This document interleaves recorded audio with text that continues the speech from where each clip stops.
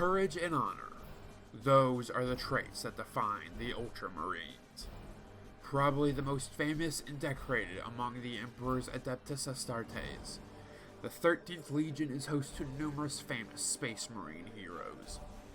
Uriel Ventress, Michael Fabian, and Torius Teleon are all sons of Guilliman.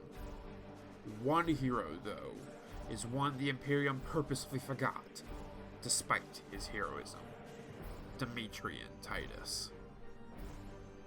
Titus was born on the agri-world of Tyranid in the Ultramarines realm of Ultramar in the 660s M41. Selected as a boy to join the Ultramarines, he excelled during his training in the chapter's scout company. When he gained the honor of becoming a full Space Marine, he was inducted into the Second Company under the command of Captain Severus Ageman. Titus's promotion into the chapter's most decorated company was not without hardship, however, as when he was left as the sole survivor of an encounter with a chaos sorcerer, Titus was forced to defend his reputation against naysayers within the company. In 745, the Imperium first encountered the Tyranids, when High Fleet Behemoth invaded the eastern fringe of the galaxy. The Tyranids swiftly invaded Ultramar's capital of Macragge, forcing the Ultramarines to muster a desperate defense. The Second Company made for Macragge as quickly as they could, but by the time they arrived, the battle was already over. Behemoth had been obliterated, but at tremendous cost. The chapter's entire First Company had been destroyed, forcing it to be rebuilt from scratch. Ageman was chosen to become the new first captain of the Ultramarines, leaving his position as second captain to be filled by Lucian Trajan. Titus, in turn, was promoted to sergeant and made a part of Trajan's command squad. For 100 years, Sergeant Titus served under Captain Trajan, until the Second Company was called to the world of Beta Arcturus to fight against the Eldar of Craftwar BL Town. While the Space Marines quickly forced the Xenos to flee, Brother Leandros was taken captive by the Eldar during their retreat. Leaving Titus in command of the company, Trajan led an unsuccessful attempt to rescue Leandros, where he was killed in the process. When he learned of this, Titus led what remained of the company in a valiant attack on the Eldar, rescuing Leandros and recovering Trajan's remains.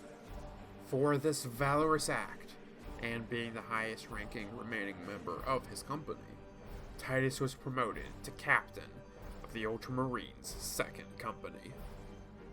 Titus's leadership ability was put to the test 10 years later when he led the Ultramarines against the Waaagh of Warboss Grimskull on Forge World Graia.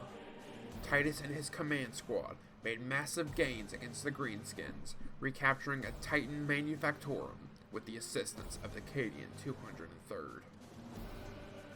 During the fighting, Titus's squad was called upon by Inquisitor Drogon of the Order Xenos to retrieve the power source for a powerful psychic weapon, the Psychic Scourge. This was a ploy, however, as Drogon had been possessed by a demon who used the Scourge to open a portal into the warp and allow his master to enter real space, Lord Nemeroth. Nemeroth and his warband of chaos-worshipping Space Marines invaded Graia, forcing Titus and his squad to make a desperate attempt at closing the rift into the warp. During the battle, Titus's Sergeant Sidonus was killed, but Titus was able to slay Nemeroth, stopping his ascension to demonhood. Titus's heroic actions were not treated with the honor they deserve, however, as Titus's close proximity to the warp rift was suspicious to Leandros, whose strict adherence to the guiding principles of the Codex Astartes led him to reporting Titus to the Inquisition's Ordo Malleus, leading to Titus to be taken away by the Inquisitor Jerome Thrax, who already had a pre-existing hatred for Space Marines. Titus, despite his innocence, went with Thrax without a fight, knowing that denying the accusation would only make the situation worse. Chapter Master of the Ultramarines, Marnius Calgar, was furious with this development, making repeated requests that Titus be returned to service, to no avail, forcing him to appoint Cato Sicarius as the Second Company's newest captain. Deep within an unknown sector of space, Titus and an unknown horde of space marines, similarly accused of heresy, spent decades being psychically interrogated by Thrax and his retinue. This torture only ended when Thrax was possessed by a demon and subsequently killed by the Grey Knights chapter. When the Inquisition started an investigation into Thrax's business and discovered the Marines he had captured, they were given over to the Deathwatch, a chapter of Space Marines specialized in hunting Xenos. Believing he had brought shame to his chapter and that they would no longer wish for him to return, Titus embraced his role within the Deathwatch, taking the name Nullus. As part of Kill Team Kassaran, Titus led a force to the planet Kadaku to fight against the Tyranid invasion. The mission instantly went south, however, as the team's ship crash-landed and all the members of it were slowly picked off until Titus was the only remaining Marine. At the last moment, though, Titus was saved by his former chapter.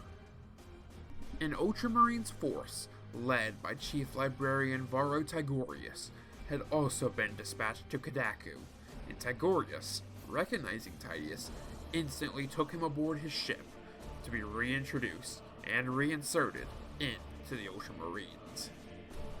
Now, having crossed the Rubicon Primaris, Titus, along with Sergeant Gadriel and Battle Brother Cherion, and the rest of the Second Company, under the command of Captain Sevestus Acherion, travel across the Residia system to do battle against the Tyranids of High Fleet Leviathan, and face whatever other fate lies for them.